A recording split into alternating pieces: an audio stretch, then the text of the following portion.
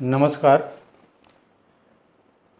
इस समय पूरे विश्व में जो हलचल हो रही है उसके पीछे अमेरिका है। अमेरिका का रोल जो है वो एक देखा जाए तो माफिया जैसे हो रहा है। वो प्रजातंत्र देश न होके वहाँ का राष्ट्रपति और वहाँ के जो सलाहकार हैं वो अपने देश के हित के लिए किसी देश के अधिकारों का गला घोटने के लिए तैयार रहते हैं। उसका एग्जाम्पल आपने ईरान देखा। ईरान एक देश है, उसे पूरी आज़ादी है कि वो अपने देश में अपनी सुरक्षा से जुड़े हुए अपने विकास के लिए कुछ भी करे, और उसे अधिकार है। पूरे वर्ल्ड में हर एक देश को अपना अधिकार है। लेकिन जहाँ किसी काम से अमेरिका का हित होगा, वो किसी न किसी बहाने कि इसके परमाणु बम से मुझे खतरा है, मानवता को खतरा है, मुझे नहीं बोलता, मानवता को खतरा है, विश्व को खतरा है, लेकिन उस खतरे के पीछे इसने कई देशों को बर्बाद किया। लीबिया है, इराक है, और इसके पीछे इनकी एक ही है मंशा कि कैसे बिजनेस किया जाए। बिजनेस के पीछे ही परेशान है। बिजनेस के पीछे ही जापान पर परमाणु बम गिराया गया था, और आज वही सिचुएशन हो रही है कि एक अच्छा खासा बिजनेसमैन जो वहाँ का राष्ट्रपति है, वो बिजनेस के पीछे किसी देश से कब क्या बिगाड़ लेगा ये कोई नहीं कह सकता, और कब क्या बोल देगा ये कोई नहीं कह सकता। ये जो उनकी विचारधारा है या काम करने का तरीका है, या अपने को सबसे बड़ा शक्तिशाली मानकर किसी को भी वो दबाने की कोशिश करते हैं, ये उनके लिए गलत सोच रखती है। इसे इस तरीके से नहीं सोचना चाहिए।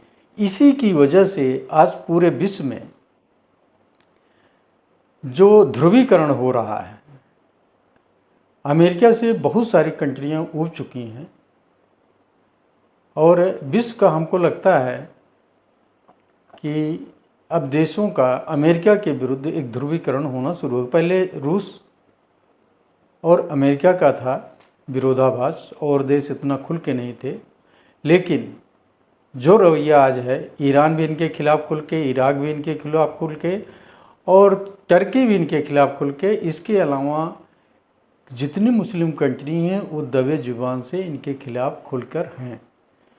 लेकिन चाइना भी इनका सबसे बड़ा प्रतिद्वंदी है, चाहे व्यापार में हो, टेक्नोलॉजी में हो, या सैन्य शक्ति में हो, या आर्थिक शक्ति में हो, सबसे बड़ा प्रतिद्वंदी है। लेकिन उससे लड़ने की हिम्मत डायरेक्ट इनकी नहीं हो रही। ये चाहते हैं कोई सहयोगी। सहयोगी कौन होगा? जो इनका कठपुतली हो, जैसे पाकिस्तान। पाकिस्तान में आज तक अमेरिकी बम थे, परमाणु बम, और उनकी सुरक्षा अमेरिकी एजेंसियां करती थी, नाम पाकिस्तान का होता था। जब पूरी स्थिति खुल के आ रही है तो पाकिस्तान के शासक लोग आज अमेरिका की तरफ मुड़ गए और चाइना से धोखाधड़ी करने लगे। चाइना इस पर नाराज़ हो गया। तो इसके बाद आप देखेंगे इनके अड्डे जो थे, इराक, सीरिया, कतर और अरब में, और कई देशों में छोटे छोटे अड्डे हैं, इनके द्वीपों पे हैं, लेकिन मुंसलिक कंट्री में थे, वहाँ से अपनी ये स्थिति बदल रहे हैं। रीज़न है कि इनको डर है कहीं ऐसी बगावत न हो जाए जो हमारे सैनिक अड्डों को बर्बाद कर दे। और आपने तालिबान अफ़गानिस्तान का देखा ही कि वहाँ से किस तरीके से भागे थे। लेकिन पाकिस्तान एक ऐसा देश है जो किसी के साथ भी गद्दारी करने के लिए तैयार है, और अमेरिका के लिए वो बिका हुआ एक गुलाम की तरीके से काम कर रहा है। वो अपने देश की जनता के हित के लिए नहीं, केवल रूस अमेरिका जो है, रूस को टारगेट करके, चीन को टारगेट करके, इंडिया को टारगेट करके ये सारी प्लानिंग कर रहा है। जैसे अभी बांग्लादेश को उसने यूनुस जी को लाया और वहाँ पर अपना एक सैन्य अड्डा बनाने की कोशिश की। तो ये सब इसकी एक देखा जाए तो सैन्य स्थिति को मजबूत करने के लिए सारे अड्डे बना रहा है। ये चाहता क्या है? ये चाहता है कि कोई कंट्री इसका गुलाम बने, वो फ्रंट पे आए और पीछे ये पैसा दे, हथियार दे और लड़ाई शुरू हो। इस तरीके से वो देश उलझ जाए, जैसे यूक्रेन है, रूस के साथ लड़ रहा है और बर्बाद हो रहा है। तो ऐसे ही पाकिस्तान को यूज करेगा, बांग्लादेश को यूज करेगा, और जो इनके अन्य मित्र देश हैं इनके समर्थन में आके यूरोपीय यूनियन जो है, जिसको EU कहते हैं, या जो 29 नाटो देश हैं, वो आके इनके साथ में किसी भी वर्ल्ड के देश को दबाने की कोशिश करते हैं। तो ये एक तरीके से देखा जाए, इन्होंने माफियागिरी अपनी सिद्ध करने के लिए अमेरिका ने अभी इनवाइट किया था कि उसके फ्रेंड जो सैनिक दोस्त हैं, देश दोस्त हैं, उनको इनवाइट किया था भोजन पर, जिसमें पाकिस्तान भी था। वो वर्ल्ड को ये दिखाना चाहता है ये देश हमारे साथ किसी भी स्थिति में हमारे साथ लड़ाई के लिए तैयार हैं, हम एक सुपर पावर हैं। अगर हम सुपर पावर हैं, हम किसी को दबा सकते हैं, तो मेरा बिजनेस मेरी शर्त पर और मेरा अधिकार मेरी शर्त पर, UN मेरी शर्त पर, मानवाधिकार मेरी शर्त पर, और किसी भी कंट्री को कैसे हेल्प होगी वो मेरी शर्त पर। तो क्या दूसरे वर्ल्ड के देश, पूरे संसार के देश, उनके सारे अधिकार नहीं हैं जो वो अधिकार लेके चलता है?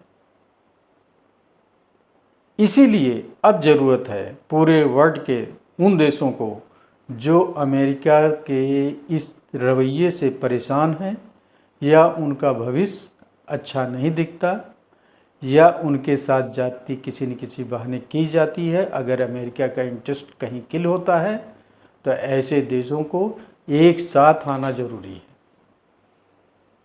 अगर नहीं आएंगे तो अस्तित्व खत्म होगा, और आपके बढ़ते और विकास को वो बर्दाश्त नहीं कर सकता और धमकियां देके तोड़ने की कोशिश करेगा, जिसका रिजल्ट होगा उस देश के जो शासक हैं वो परेशान होंगे। अब उसी के क्रम में मैं जोड़ना चाहता हूँ, आज भारत भी ट्रंप की धमकियों से भरा पड़ा है। चाहे अमेरिका में एजुकेशन की, वीज़ा की, वहाँ पे रह रहे लोगों की, व्यापार में टैक्स की, और टेक्नोलॉजी के मामले में उनकी धमकी, या उनके अनुसार नहीं काम करने पर उनकी दूसरी धमकी। और फाइनेंस के लिए अगर कोई देश अपने ट्रांजैक्शन को डॉलर में नहीं करेगा और अपने रुपए में या उस देश की कंट्री के करेंसी में करता है तो भी उनकी धमकी। तो क्या इंडिया को, भारत को धमकी नहीं मिल रही? मिल रही। ऐसी कंडीशन में भारत के नागरिकों का, भारत सरकार का एक देशभक्ति वाला रवैया आना चाहिए। अभी आप F-35 को देखिए, पहले बोलता है कि मेरा कोई मतलब नहीं, यूनाइटेड किंगडम का है, लेकिन जैसे उसे पता चलता है कि उसके F-35 के सारे राज खुलने वाले हैं, तो भारत को धमकियां देना शुरू कर दिया कि गंभीर परिणाम होंगे, हम 24 घंटे में प्लेन को उठा लेंगे। ऐसी धमकियां क्या भारत के लिए उचित है? क्या यहाँ के नागरिकों के लिए सम्मान की बात नहीं है? ये होनी चाहिए। आप कहते हैं कि इजराइल एक छोटा सा देश, हाँ, इजराइल के लोग पहले अपने अधिकार के लिए नहीं, पहले अपने देश के अधिकार और अपने देश के सम्मान के लिए जीते हैं। हमारे भारत के लोग केवल अपने लिए जीते हैं, देश के सम्मान पर वो सोचते हैं। ये भावना हटनी चाहिए। आज पूरे देश में अमेरिका की धमकियों, अमेरिका की कारगुजारियों पर आवाज़ उठनी चाहिए। ये बहुत ज़रूरी है। साथ में उन देशों के खिलाफ उठनी चाहिए जो भारत के खिलाफ कार्रवाई करें या भारत के ऊपर गलत निगाह रखने की कोशिश कर रहे हैं। उनके खिलाफ भी हमारे देश के नागरिकों का जवाब देना अधिकार हो गया है, उसी तरीके से जिस तरीके से इजराइल का है। हाँ, किसी देश को गलत आप तब तक नहीं कर सकते जब तक कि वो आपके खिलाफ कोई विचार न रखता हो। आप ऐसे देशों को अपने मित्र देश में लाइए। हमारे शासकों को ऐसे देशों से अब संपर्क व्यापार बढ़ाना चाहिए जहां आपको सम्मान मिले। अमेरिका सम्मान नहीं, माफिया होता है। जैसे किसी छोटे को पकड़ता है माफिया, उसको बड़े पुचकार के रखता है, बड़ा वो दिखाता है। जब कोई कांड कराना होता है तो उसके ऊपर दबाव बनाता है। अगर दबाव नहीं आया तो फिर उसके खिलाफ वो कार्रवाई पे कार्रवाई करने की कोशिश करता है। ऐसे अमेरिका को आज ज़रूरत है जवाब देने की। और हमें लगता है अटल बिहारी वाजपेयी जी ने उनको उचित जवाब दिया था और प्रतिबंध लगा था। उसके बाद देश में जो विकास हुआ डिफेंस से लेके आर्थिक स्थिति में, वो महत्वपूर्ण था।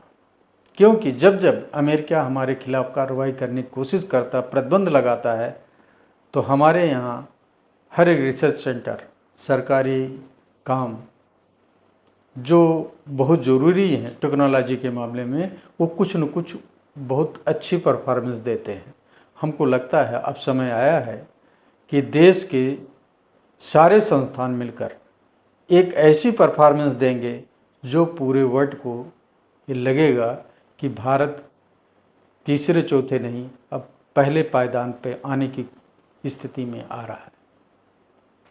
हमेशा किसी भी देश को अगर सशक्त होना है तो आत्मनिर्भर के साथ डिफेंस टेक्नोलॉजी में भी आत्मनिर्भर होना ज़रूरी है। क्योंकि वक्त पड़ने पे दोस्त दुश्मन होते हैं और सामान नहीं देते। ऐसी स्थिति अमेरिका कर सकता है।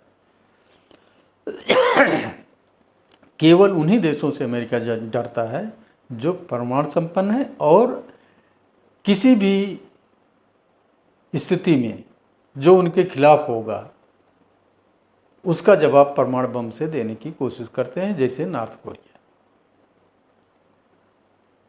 तो ऐसा माहौल अगर हमारे देश में होता है तो हमारे देश की जनता की मांग होनी चाहिए कि जवाब वैसा हो जैसा उसका रवैया हो।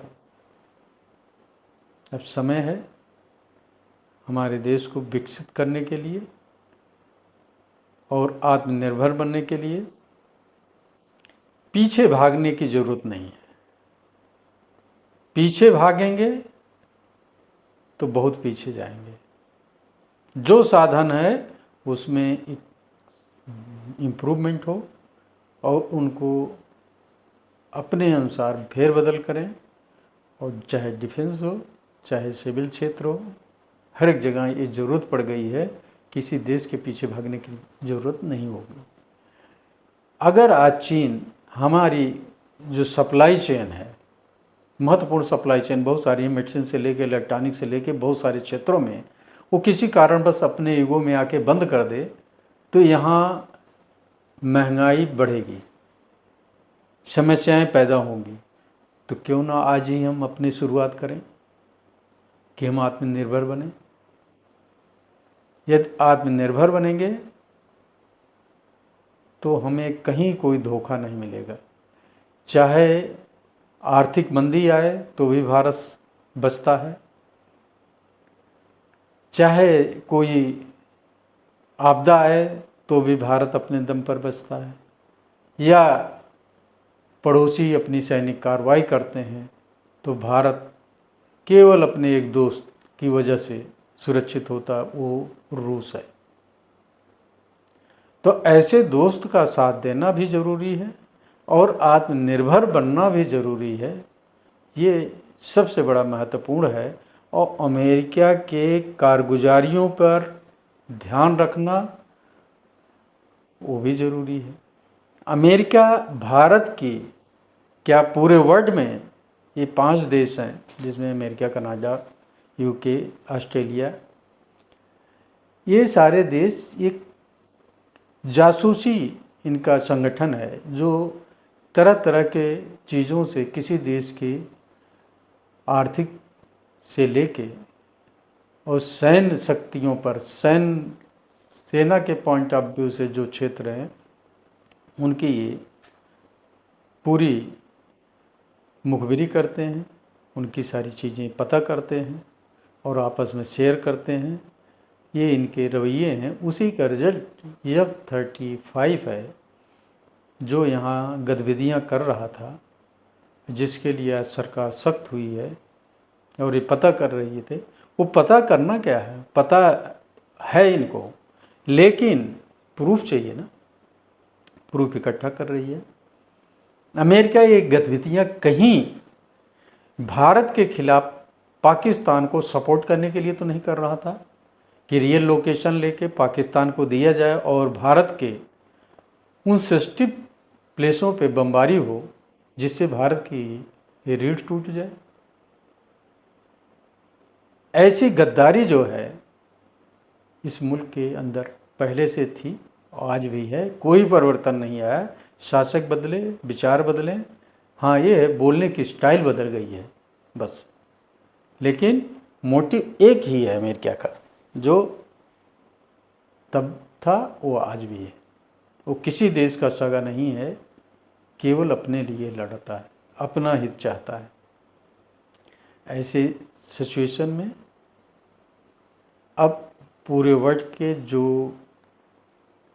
दोस्तों दुश्मनियों की कैटेगरी तैयार हो रही है, अमेरिका लावी या अदर लावी जो अगेंस्ट अमेरिका हैं, या न्यूट्रल लावी जिसे निरपेक्ष देश कहते हैं, जिसमें भारत भी है।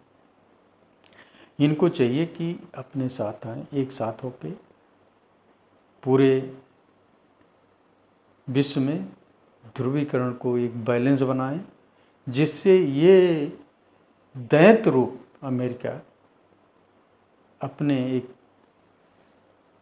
पिंजड़े में बंद हो, वरना कई देशों को निगलता चला जाएगा और उनकी स्वतंत्रता को, उनके प्रजातंत्र को बर्बाद करने की कोशिश करेगा।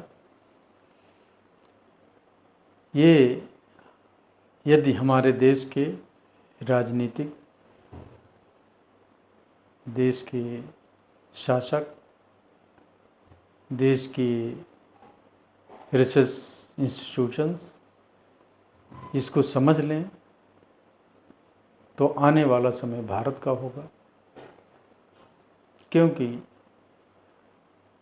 जो स्थिति चल रही है, क्योंकि चीन जो है अभी ताइवान पर अटैक करने की स्थिति में हो रहा है, ईरान के ऊपर दोबारा अटैक होगा, क्योंकि ईरान अभी भी बोल रहा है वो नहीं चाहता कि किसी भी यहूदी को प्रॉब्लम हो और अमेरिका का अहित हो।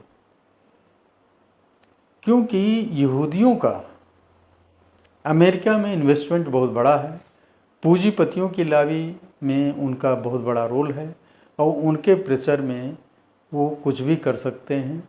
अमेरिका किसी भी स्थिति में जा सकता है, ना करते हुए उनके ऊपर किस तरीके से बम गिराया, उनकी परमाणु क्षमता को ख़त्म किया, ये सबके सामने है।